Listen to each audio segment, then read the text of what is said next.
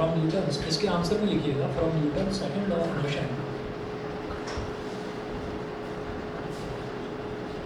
जो लास्ट में क्वेश्चन लिखवाया था, क्वेश्चन ये था कि if the stone also exerts an equal and opposite force on the earth then why don't we see the earth rising up towards the stone. तो हमें ऐसा क्यों नहीं दिखता कि अगर अर्थ भी उतना ही फोर्स लगा रही है उस पर जितना कि स्टोन लगाता है, तो स्टोन की तरफ अर्थ अट्रैक्ट होती भी हमको नज़र क्यों नहीं आती? ठीक है, तो इसका आंसर है, उसमें लिखेंगे from Newton second law of motion.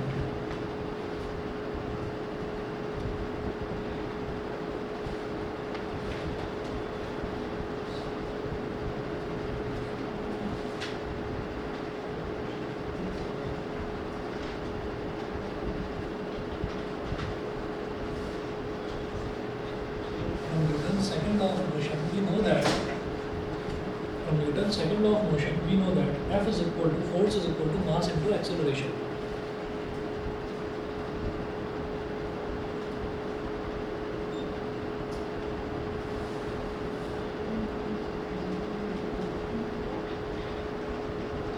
Force is equal to mass into acceleration. So acceleration is equal to force upon mass.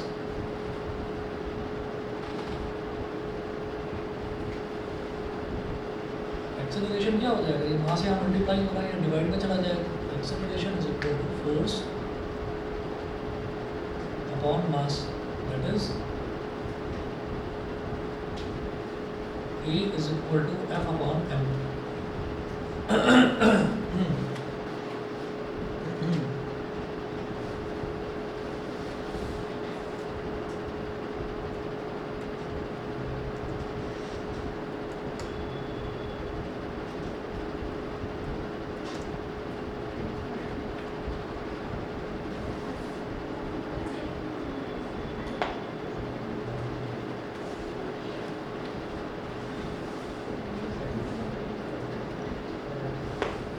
It is clear from this formula that the acceleration produced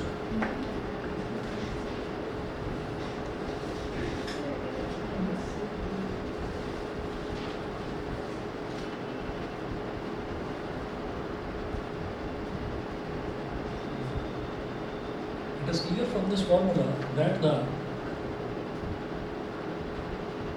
acceleration produced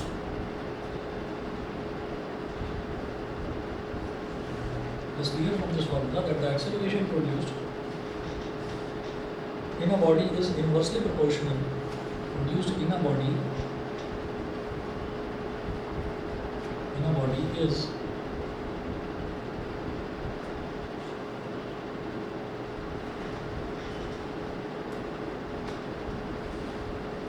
inversely proportional to the mass of the body.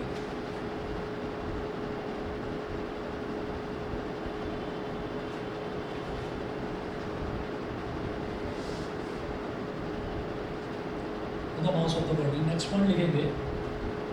Now the mass of a stone is very small.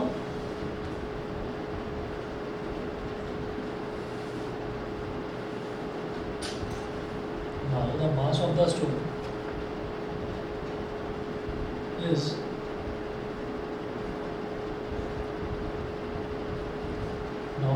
the stone is very small.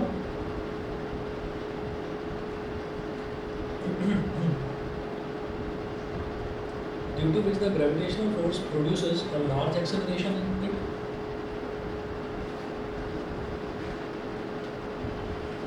Due to which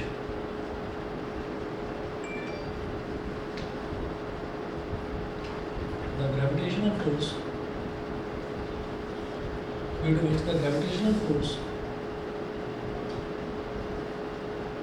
produces a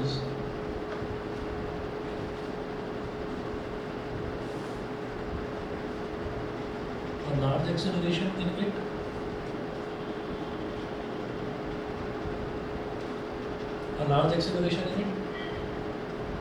समझ में आ गया? ये inverse proportion कहलाता है। जैसे यहाँ पर देखिए एक्सेलरेशन यहाँ पर है और मास जो है वो यहाँ डिनोमिनेटर में लिखा हुआ है। तो अगर मान लीजिए हम ये कहते हैं कि हमने कोई स्टोन उछाला या स्टोन हमने हवा में पकड़ रखा है उसको, तो स्टोन को अगर हम छोड़ देंगे तो वो सीधा अर्थ की तरफ जाएगा, बड़ी तेज़ी से गिरेगा एकदम जाकर। ठीक है, तो ऐसा हम क्यों कह रहे हैं? ऐसा हम ये कह रहे हैं क्योंकि जो मास है स्टोन का वो बहुत ज़्यादा नहीं है। अच्छा, तो हम ये कहते हैं कि कोई चीज़ ज़्यादा है या कोई चीज़ कम है, वो कैसे पता चलती है? ठीक है, वो ऐसे पता चलती है कि हम कंपैरिजन किसके साथ करेंगे, अर्थ के मास के साथ कंपेयर करेंगे। कि अगर उसका मास बहुत ज़्यादा है, अर्थ से बहुत अगर ज़्यादा है, तो इसका मतलब हम ये कहेंगे कि मतलब अर्थ के मास के ज़्यादा नज़दीक है।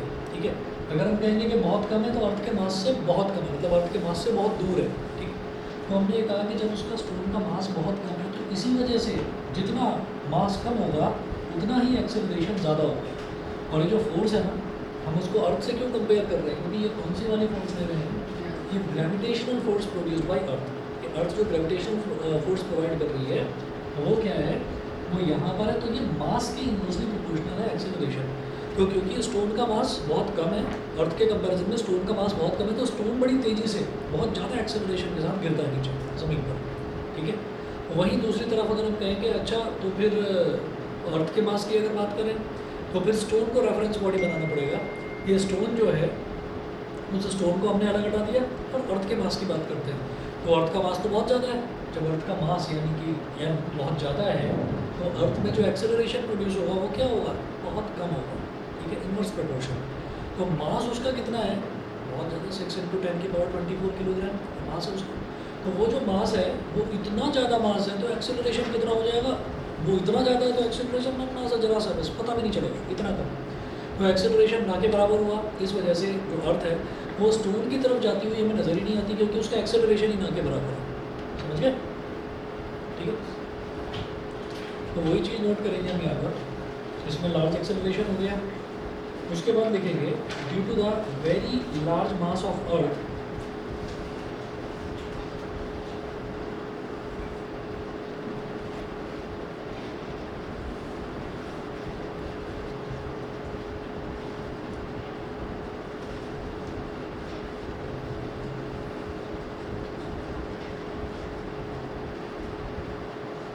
due to the very large mass of earth, due to the very large mass of earth, the same gravitational force produces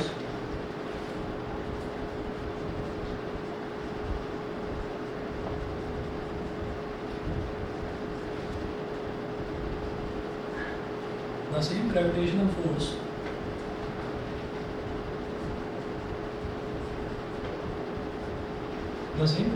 force produces very small acceleration in the earth.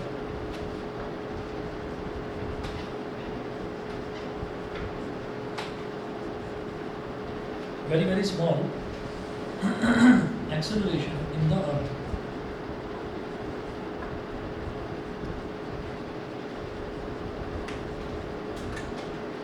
Very small acceleration in the earth. Actually, the acceleration produced in the earth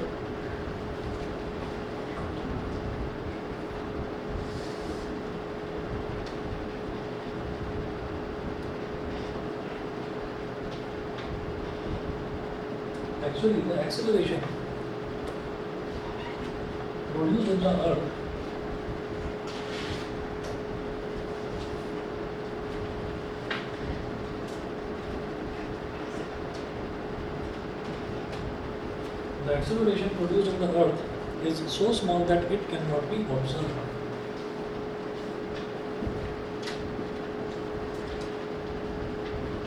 It's so small that it cannot be observed. It cannot be observed. तो पता ही नहीं चलता उसका. And hence we do not see the earth rising up towards the stone. And hence we do not see the earth rising up towards the stone.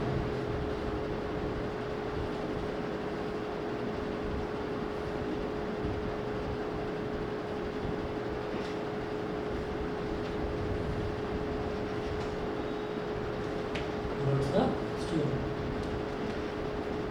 ठीक है, तो सभी को आ गया होगा समझ में? ठीक है, चलिए जी, तो अगला टॉपिक नोट करेंगे हम, free fall.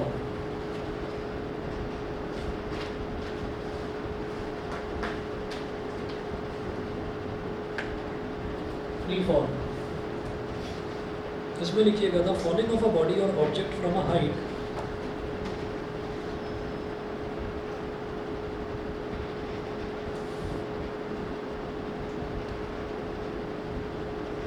the falling of a body or object from a height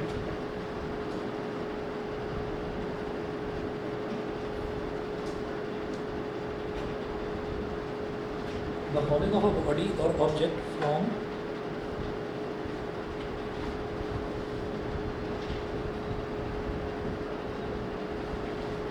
a height towards the earth under the gravitational force of earth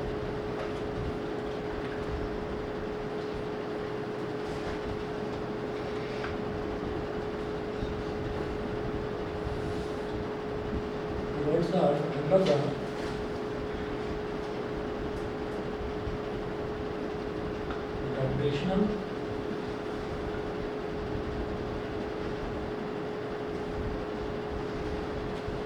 gravitational force of earth with no other forces acting on it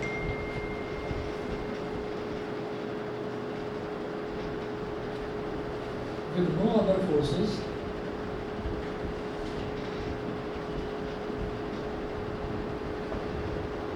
acting on it with no other forces acting on it is called free fall.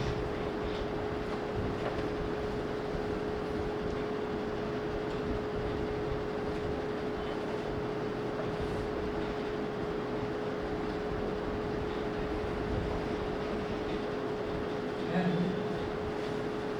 such a body is called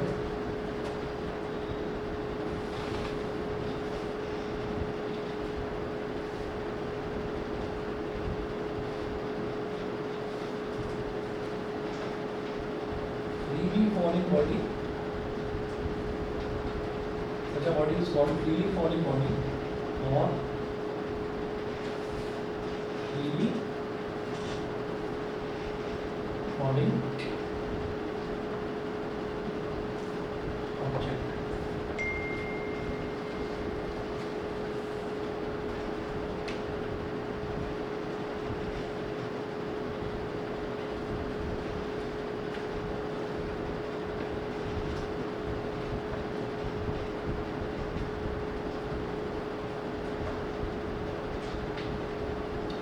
चलिए, तो हम ये कहते हैं कि अगर कोई भी हमारे हाथ में बॉडी है और उस हाथ में जो भी कोई हमने बॉडी या कोई ऑब्जेक्ट हमने पकड़ रखा है, उस ऑब्जेक्ट को पकड़कर हमने ऐसे ही छोड़ दिया, ठीक है, हमने उस पर किसी भी तरीके की ताकत, किसी भी तरीके की कोई फोर्स नहीं लगाई, उसको एज इट इज़ छोड़ दिया, तो छोड़ने का मतलब क्या होता है कि आपने उसको फ्री कर दिया।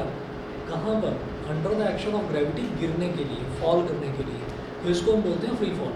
तो उस पर और किसी तरीके की कोई फोर्स लगेगी ही नहीं ग्रेविटी के अलावा, आपने उस ऑब्जेक्ट को लिया या स्टोन को लिया, आपने उसको छोड़ दिया, तो it is freely falling under the force of gravity.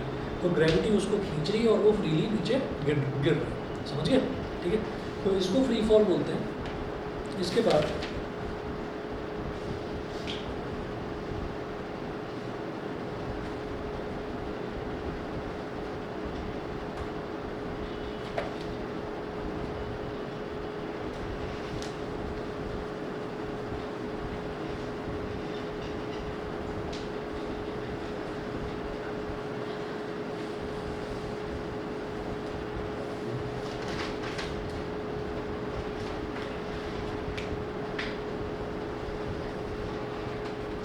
इसके बाद देखिएगा,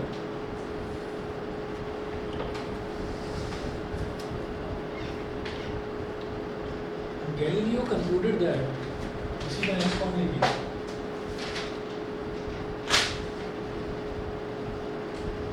गैलीलियो, ठीक है, आवाज़ आई थी कुछ, बच गया?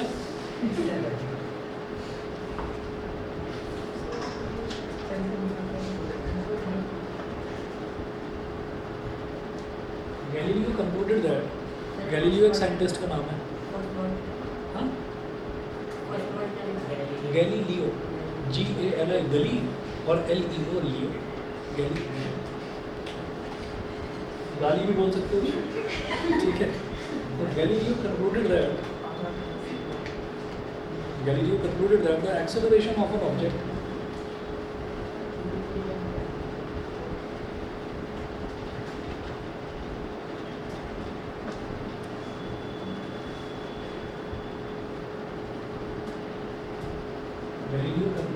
acceleration of an object falling freely towards the earth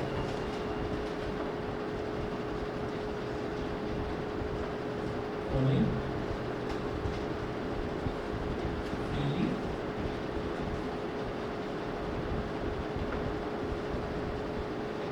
acceleration of an object falling freely towards the earth does not depend on the mass of the object.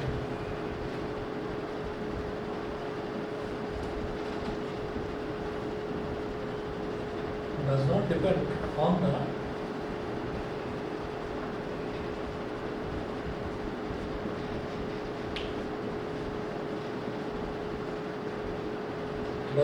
on the mass of the object.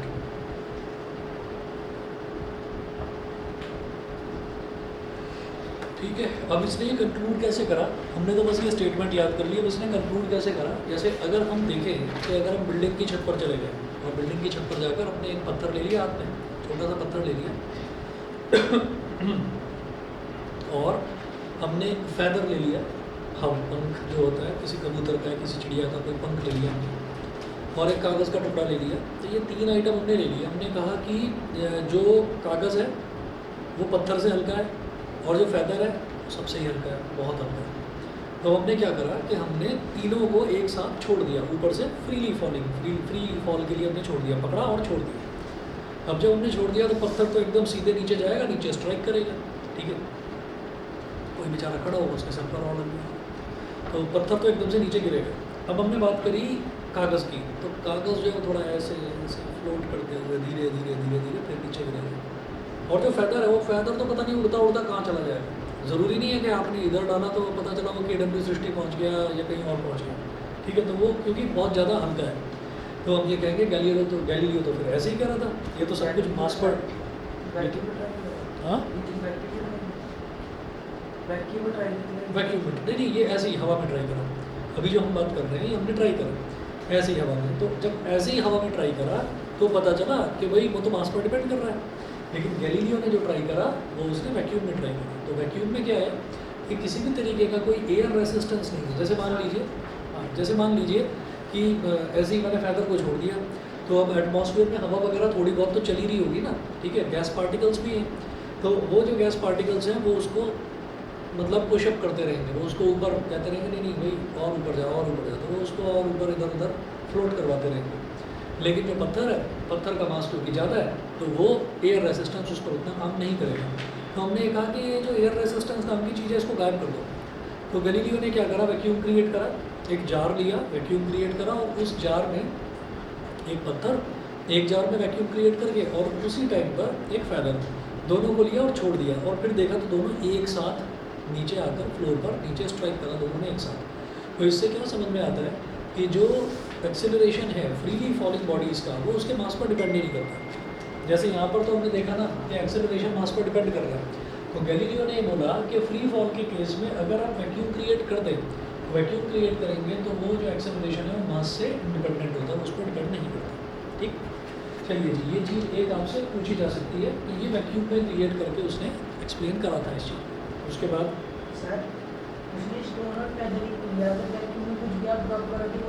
वो एक ही time पर वो ये दिखाने के लिए कि stone थोड़ा भारी है, तो जनरली दिमाग में यही आता है जो भारी चीज़ है बड़ी तेज़ी से गिरेगी और जो हल्की चीज़ है वो बड़ा धीरे धीरे गिरेगी, है ना। तो इसलिए उसने फैदर ले लिया, ठीक है। अच्छा, अब इसके बाद में अगला टॉपिक अगली हेडिंग डालेंगे आप, acceleration due to gravity.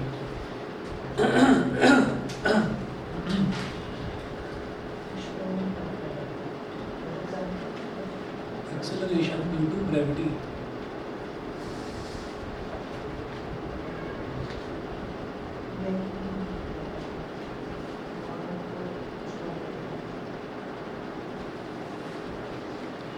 Acceleration due to gravity. तो इसमें the uniform acceleration produced in a freely falling body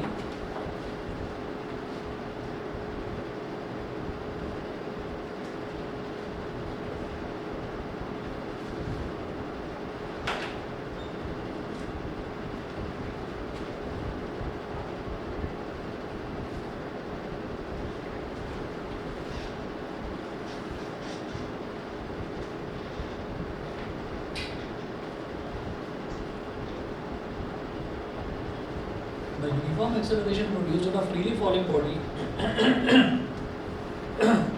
due to the gravitational force of Earth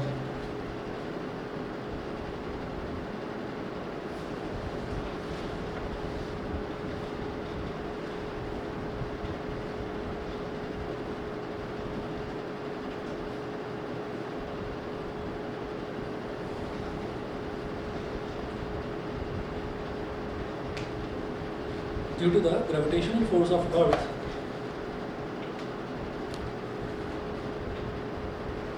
is known as acceleration due to sir gravity. जहाँ पे air का चीज करेंगे उधर अगर feather के वेट का कोई स्टोन ड्रॉप करे तो वो फ्लोट नहीं करेगा। फैदर के वेट के बराबर ही अगर स्टोन हुआ तो वो भी फ्लोट करेगा जहाँ पर एयर है वहाँ। तो due to the gravitational force of earth is known as acceleration due to gravity.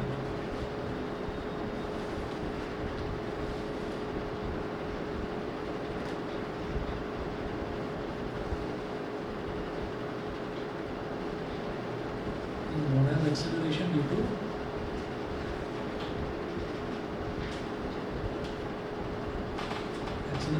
gravity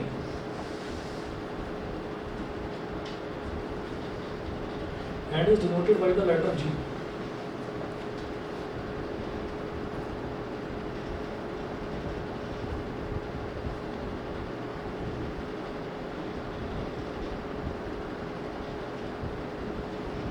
And is denoted by the letter G. Full stop.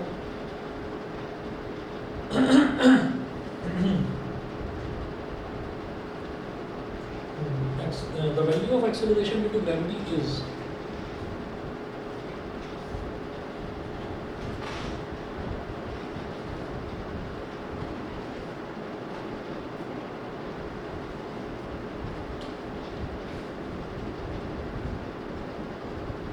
acceleration due to gravity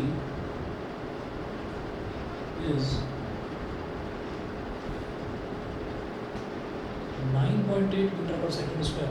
ठीक है, ms की power -2, तो ये क्या होता है मीटर पर second square, क्योंकि हम बात किसकी कर रहे हैं, एक्सेलरेशन है ना ड्यू टू ग्रेविटी, मतलब एक्सेलरेशन जो कि ग्रेविटी की वजह से प्रोड्यूस हो रहा है। तो एक्सेलरेशन ड्यू टू ग्रेविटी उसकी यूनिट भी एक्सेलरेशन वाली ही होगी, मीटर पर सेकंड स्क्वायर। ठीक है, अच्छा जी, इसके बाद आप नोट करें, हेडिंग डालेंगे calculation of acceleration due to gravity.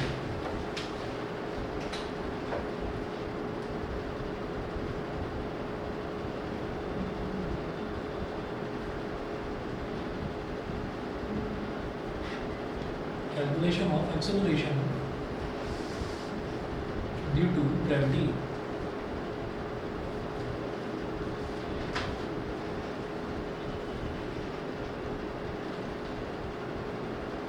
Calculation of acceleration due to gravity.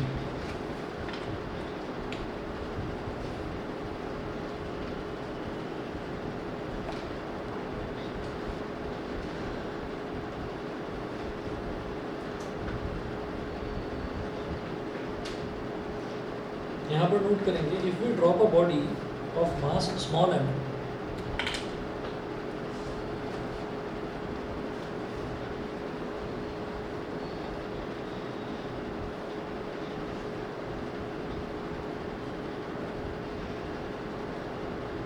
मतलब calculation of acceleration due to gravity का मतलब ये है कि 9.8 मीटर पर सेकंड स्क्वायर है। ये बड़ा इंपॉर्टेंट है, मैं इस पर स्टार बना रहा हूँ।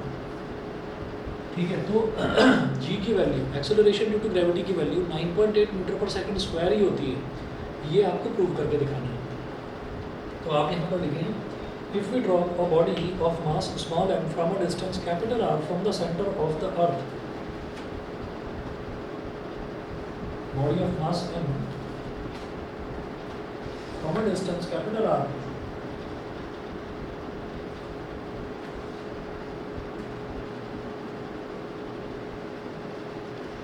from a distance capital R from the center of the earth of mass m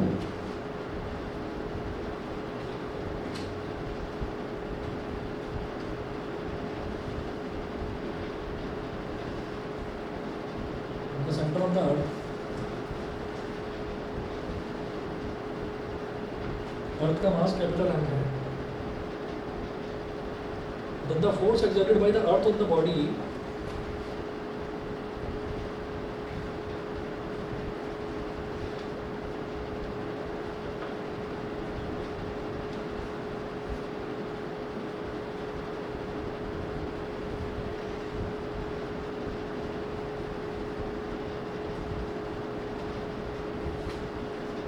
earth on the body is given by universal law of gravitation. Is given by universal law of gravitation.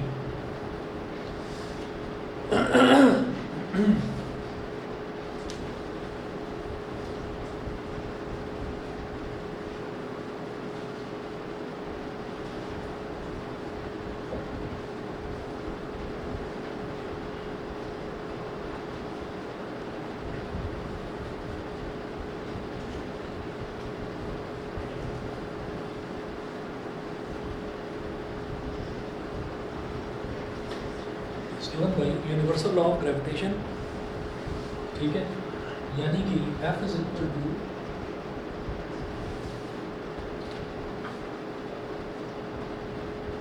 G(m)m upon r square. ये universal law of gravitation होता है। और इसका एक diagram बनाकर देख लेते हैं ऐसे।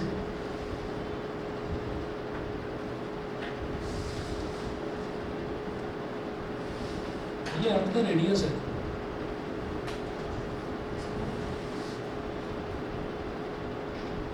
अर्थ का रेडियस कैपिटल है, इसकी वैल्यू हमको मालूम है, इसकी जो है फिक्स वैल्यू होती है। और मैंने ये कहा कि हमने कोई स्टोन लिया, कोई पत्थर या कोई भी बॉल ली, उसका मास जो है वो कितना स्मॉल एम है, और इसका मास जो है वो कैपिटल एम है। इसका मास कैपिटल एम, और ये जो ऑब्जेक्ट हमने लिया, छोटी सी कोई बॉडी ली, तो उसका मास स्मॉल एम है। तो भाई यहाँ से और यहाँ तक वो गिरेगा, अर्थ का जो रेडियस है ये होता है आपका 6.4 इंटू 10 की पावर 6 मीटर। 6.4 इंटू 10 की पावर 6 मीटर, तो बहुत बड़ी वैल्यू है ना। अच्छा, 6.4 इंटू 10 की पावर 6 मीटर है। और उधर हमने ये कहा कि 5 मीटर की ऊंचाई से हमने किसी पत्थर को गिरा दिया, तो 6.4 इंटू 10 की पावर 6 मीटर के सामने 5 मीटर क्या है, कुछ है ही नहीं, है ना।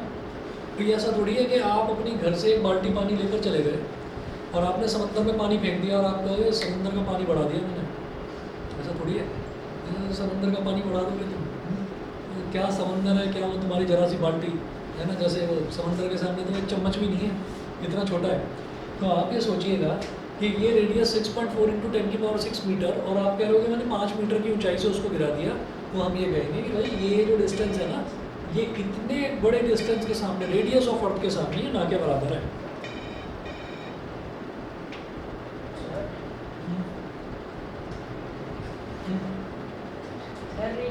तुम्हें पूछा इधर मेरे से पूछ रहा है ऐसे बताया था कि ये जो मास है इसको कैलकुलेट किसने करा होगा अर्थ का।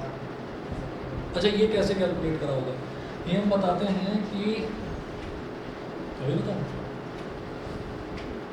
सर, मतलब मेजर कैसे किया था? तुम क्या सोच रहे हो कि अर्थ को लेकर आ गए और किसी वेइंग मशीन के ऊपर रख दिया कि हाँ भाई वजन कितना है इसका, है ना। ये तराजू पर वो जो सब्जी वाले करते हैं, नहीं ये सवाल तो तुम्हारे मन में भी आना चाहिए। क्यों नहीं आना चाहिए था? बताओ भी कैसे करोगे हम, ऐसा तो फिर आए नहीं, तो ये तो बता दो कैसे मेजर किया गया होगा। सर एक गेमिंग का एक्सपेरिमेंट किया था। अरे छोड़ो ना, एक्सपर्ट बताइए। जैसे अर्थ का मास तो चेंज भी तो होता रहना चाहिए ना, कितनी बिल्डिंग वगैरह बनती बिल्कुल रहती ठीक है। है। एक बिल्डिंग से नहीं फर्क पड़ेगा, बेटा कितनी बिल्डिंग बनती है तो कुछ तो फर्क पड़ेगा। सही बात है सर, सही बात है। सही बात है। एक नदी है, ध्यान से सुनना, ठीक है, और जो जवाब देगा है ना उसको मान जाएंगे, ठीक। और उसी में आपके सवाल का जवाब छुपा हुआ है। तो एक वो है, नदी है, नदी में एक नाव जा रही है। उस नाव में एक लड़का बैठा हुआ है, एक गाय बैठी हुई है, लड़के का खाना भी रखा हुआ है और गाय का खाना भी रखा, चारा रखा हुआ है बहुत सारा, ठीक है। नदी आराम से चल रही है, मतलब जो नाव है वो आराम से चल रही है। अब क्या हुआ, अब गाय ने घास खाई, ठीक है, घास खाई, उसको पेट में गुड़गुड़ हुआ, उसने गोबर कर दिया, ठीक है। अब जब उसने, गाय ने घास खा ली और गोबर कर लिया, तो इसका मतलब क्या है कि अब तो वजन बढ़ गया। अभी उसमें क्या है, नाव में ये बोल दिया गया था कि अब अगर इसमें आपने एक छोटा सा 1 रुपये का सिक्का भी डाल दिया ना तो ये डूब जाएगी, इससे ज़्यादा वजन ये झेल नहीं सकती जितना वजन वो झेल रही है। उसने तो गोबर कर दिया इतना सारा, तो इसका मतलब क्या है, तो वो डूब जानी चाहिए थी। अब बताओ क्यों नहीं डूबी? क्या आगे चलिए, क्या क्या क्या? आगे चलिए। बात है। सर जितना सर, खाया उतना क्योंकि सर क्योंकि जो बिल्डिंग्स बनती है उसका सामान तो ऑलरेडी हमारे पास रखा रहता है। बस सही जवाब ये है कि जो भी बिल्डिंग बनी है तो वो जो ईंट हमने बनाई बिल्डिंग में जो ईंट लगी वो ईंट कहाँ से बनी? जो अर्थ है, अर्थ में से ही तो हमने मिट्टी को खोदा और मिट्टी को खोद कर उसको जो है वो एक शेप दे दी। शेप देकर वो जो ये चिमनियाँ बनी हुई हैं, भट्टे बने हुए हैं ना यहाँ पर, तो वो जो चिमनियाँ बनी हुई है उसमें उसको पका दिया, वो ईंट बन गई। जो कंक्रीट है, जो सीमेंट है, वो कहाँ से बना? जिप्सम से बना। जिप्सम भी तो ज़मीन खोद कर ही मिलता है।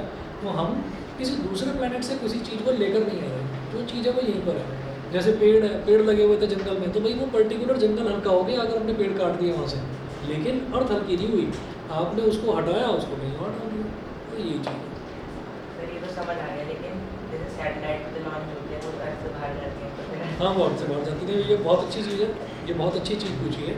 तो वो अगेन वो वही चीज़ है कि सैटेलाइट अर्थ का मास इतना ज़्यादा है, उसमें तो जरा सी चीज़ अगर बाहर चली गई क्या फ़र्क पड़ता है? तो सर चीज़ नहीं होगी ना। वो तो चेंज तो होगा, चेंज तो होगा, लेकिन कितनी सैटेलाइट्स गई बाहर?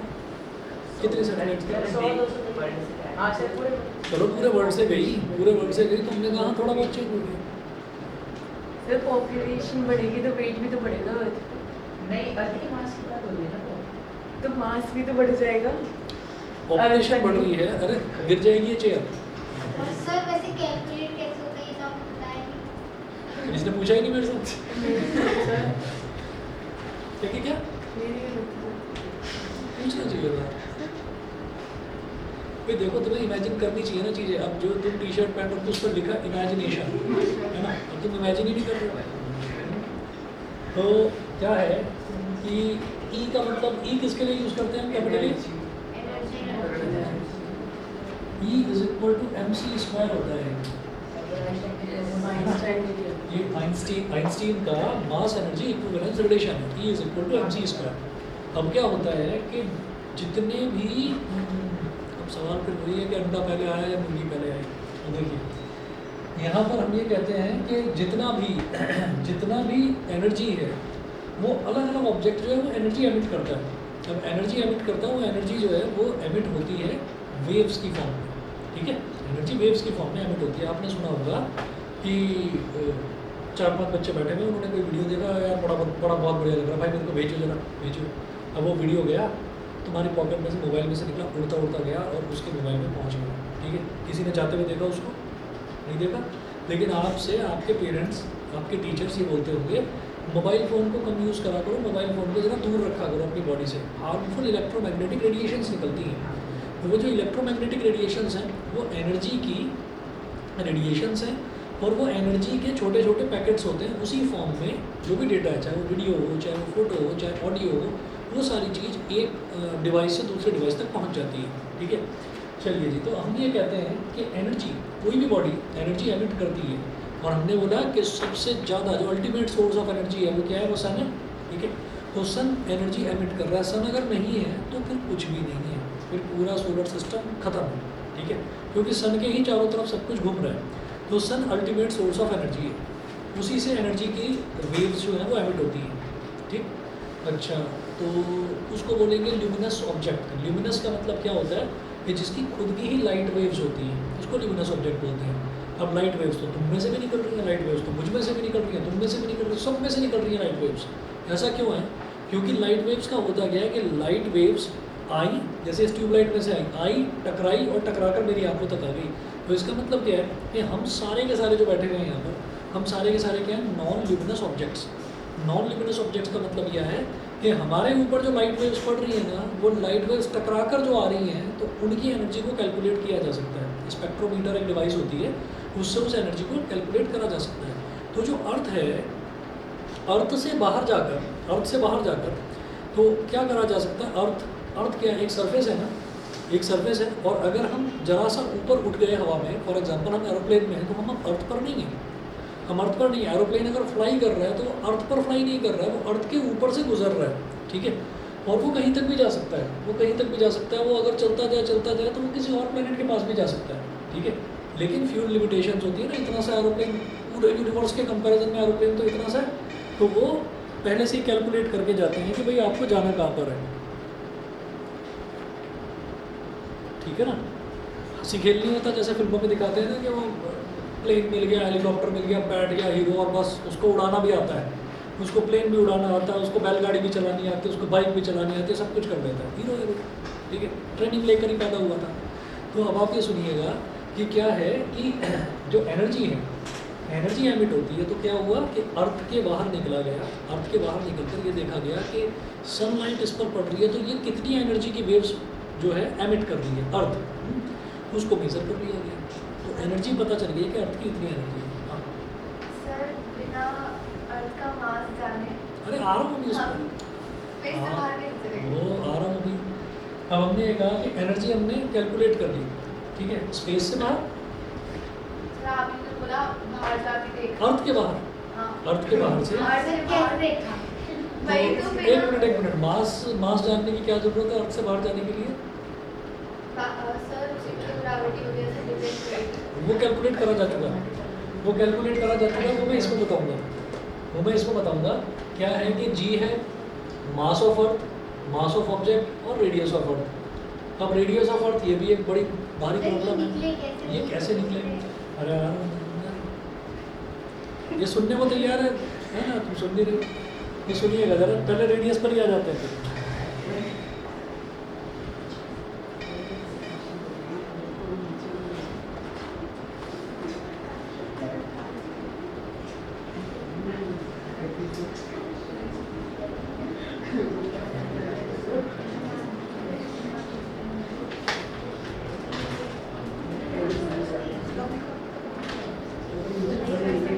हाँ जी, तो जरा सुनिएगा, ऐसा होता है, समंदर की गहराई कैसे नापी गई ये बताइए, पढ़ोगे ये चीज़ आप 9th क्लास में, एक साउंड वाला चैप्टर है।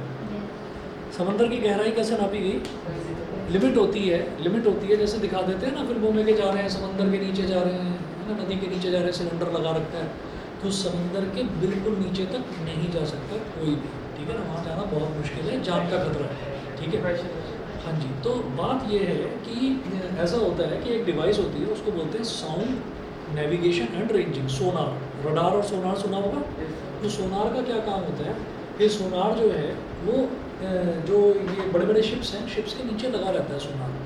तो अब सोनार क्या करता है, सोनार ना लाइट रेज एमिट करता रहता है, साउंड वेव्स एमिट करता रहता है।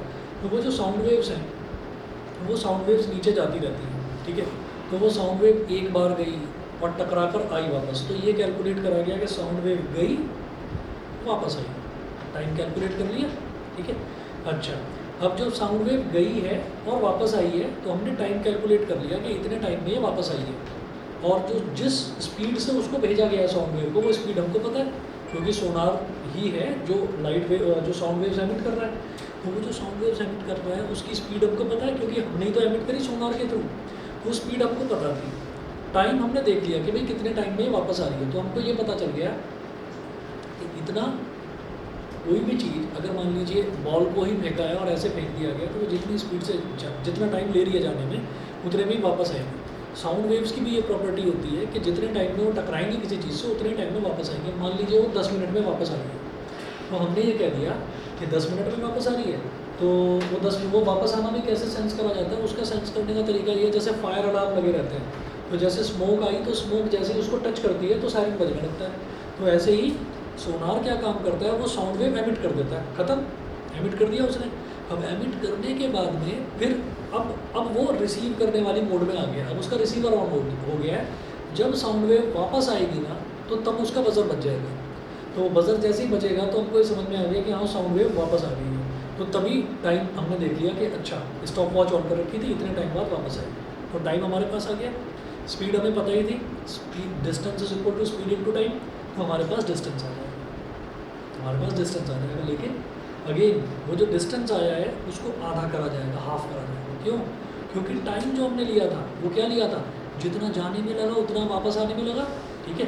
तो या तो पहले ही आधा टाइम कर लो, मान लीजिए 10 मिनट लगे थे तो डिवाइड बाई 2 कर लो, 5 मिनट, मतलब उसको जाने में, टकराने में और वापस आने में 10 मिनट का टाइम लगा। हमने ये कह दिया कि भाई फिर सिर्फ एक रास्ता, एक पाथ ट्रैवल करने में सिर्फ जाने में कितना टाइम लगा होगा, आधा, तो 5 मिनट टाइम हो गया हमारे पास, स्पीड हमारे पास थी, distance is equal to speed into time, ठीक है। तो इस तरह से हमारे पास गहराई आ गई उसकी। अब वही काम हमने क्या करा, अर्थ के केस में करा, क्योंकि अर्थ की खुदाई करके कहाँ तक पहुँचोगे, नहीं पहुँच सकते, हमने ये कहा कि किसी चीज़ को हम लगातार एमिट कराते जा रहे हैं। तो साउंड वेव हमने एमिट कराई, अब साउंड वेव जब हमने एमिट कराई तो यहाँ पर ऐसा होगा कि वो कहाँ तक जाएगी, वो यहाँ तक जाएगी, जैसे टकरा कर वापस आई। उसके लिए बहुत ज़्यादा आपको करने की जरूरत नहीं है। अब साउंड वेव नहीं भेजेंगे अर्थ में, क्योंकि जो साउंड वेव्स हैं वो वाटर के थ्रू ट्रैवल कर जाएंगी, लेकिन वो सॉलिड के थ्रू, क्योंकि अर्थ तो सॉलिड भी है, कहीं वाटर है, कहीं गैस है, कहीं लावा है, कहीं कुछ है, कहीं कुछ है। तो पता ही नहीं है कि क्या क्या है अर्थ के अंदर, तो न जाने क्या क्या चीज़ें हो सकती हैं। ठीक है, तो फिर क्या करा गया कि फिर लेज़र लाइट जो है वो लेज़र लाइट वो भेजी गई। अब लेज़र लाइट जो भेजी गई, क्योंकि लेज़र लाइट क्या है, वो वाटर को भी, सॉलिड को भी, गैस को भी, सबको पेनिट्रेट करती हुई चली जाएगी। ठीक है ना, तो लेज़र लाइट भेजी गई और ये देखा गया कि लेज़र लाइट कितनी देर में वापस आ गई, उतनी देर में वापस। अब जितनी स्पीड से भेजी गई वो स्पीड हमको पता है, तो ये सब कैलकुलेटेड है, ये कैलकुलेट करा गया है ना। अब इसी तरीके से हम ये कहते हैं कि एनर्जी जो है, एनर्जी हमने क्या कैलकुलेट कर ली, अर्थ से बाहर निकल कर कैलकुलेट कर।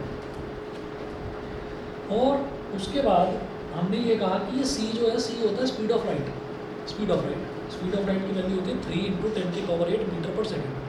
तो इसमें दोनों में वैल्यू डाली, हमारे पास एक स्टैंडर्ड वैल्यू, क्योंकि अर्थ की जो एनर्जी है वो कभी चेंज नहीं होने वाली, एक जैसी एनर्जी रहेगी। क्योंकि अर्थ पर जो भी चीज़ है वो कुछ जो सैटेलाइट्स हैं जो गायब हो गई हैं, उनको छोड़कर, जो चली गई हैं अर्थ से बाहर, उनको छोड़कर अर्थ का मास तो लगभग उसके ऊपर जो क्वांटिटी थी वो तो सेम ही रही ना। ठीक, तो हम ये क्या देते हैं कि भाई जो एनर्जी है उसकी वो फिक्स ही रहेगी। जब एनर्जी फिक्स रहेगी और स्पीड ऑफ लाइट कैलकुलेट करी जा चुकी है कि वो 3 × 10⁸ मीटर/सेकेंड होती है। उसका स्क्वायर करा तो यहाँ से मास निकाल दिया, मास आ जाएगा हमारे पास E/c² करके मास आ जाएगा, मास ऑफ। ठीक है, इस तरह से मास ऑफ आता है। तो ये सारी चीज़ें जो है कैलकुलेटेड है। जैसे मान लीजिए किसी ने ये कह दिया कि भाई हम वैष्णो देवी चले गए।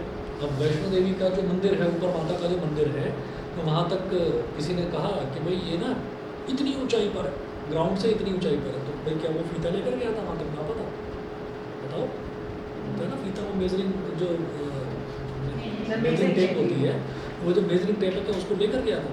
तो लेकर नहीं गए। उसका भी एक मेथड होता है, कैलकुलेट करने का मेथड होता है। और फिर जो हाइट होती है ना, वो हाइट टेढ़ी मेढ़ी नहीं है, क्योंकि ऐसा थोड़ी है कि वैष्णो देवी जी का जो मंदिर है वो ऐसा थोड़ी है कि बिल्कुल सीधा इस तरीके से कि आपने पोल है पूरा, उस पोल के ऊपर मंदिर है और आपने उसकी हाइट नाप ली। हाइट तो हमेशा परपेंडिकुलरली मेजर करी जाती है ना। तो वो किस तरीके से करा गया, क्योंकि पहाड़ है टेढ़ा मेढ़ा, कहीं घूमता हुआ रास्ता है, कहीं सीधी चढ़ाई है, कहीं कुछ है, कहीं कुछ है। तो वो सीधी हाइट कैसे मेज़र करी गई? तो वो सीधी हाइट मेज़र करने का भी एक ट्रायंगुलेशन मेथड होता है, ट्रिग्नोमेट्री में करते हैं। वो आप 11th क्लास में करोगे, याद रखना। ठीक है, कि बड़ी बड़ी जो पहाड़ियाँ होती हैं उनका डिस्टेंस कैसे, उनकी हाइट जो है वो कैसे मेज़र करी जाती है, ट्रायंगुलेशन मेथड कहते हैं उसको। तो ये सारी चीज़ें जो है ना कैलकुलेटेड है और बिल्कुल एग्जैक्ट नहीं कह सकते, लेकिन नियरली या अप्रॉक्सीमेटली एग्जैक्ट कहा जा सकता है। ठीक है, तो अब इसमें मैं इस चीज़ पर आता हूँ कि एक्सेलरेशन ड्यू टू ग्रेविटी की वैल्यू जो है 9.8 मीटर/सेकंड स्क्वायर है। ये आई तो आई कैसे? ठीक है, अगली क्लास में देखेंगे। और आप एक काम करिएगा, कल के लिए तैयारी करके आइएगा NCERT में से जो ट्रायंगल्स और हीरोन्स फॉर्मूला, तो ये आपका एक्सरसाइज में से भी क्वेश्चन आ सकता है और एग्जाम्पल्स में से भी आ सकता है। ठीक है, चलिए ओके।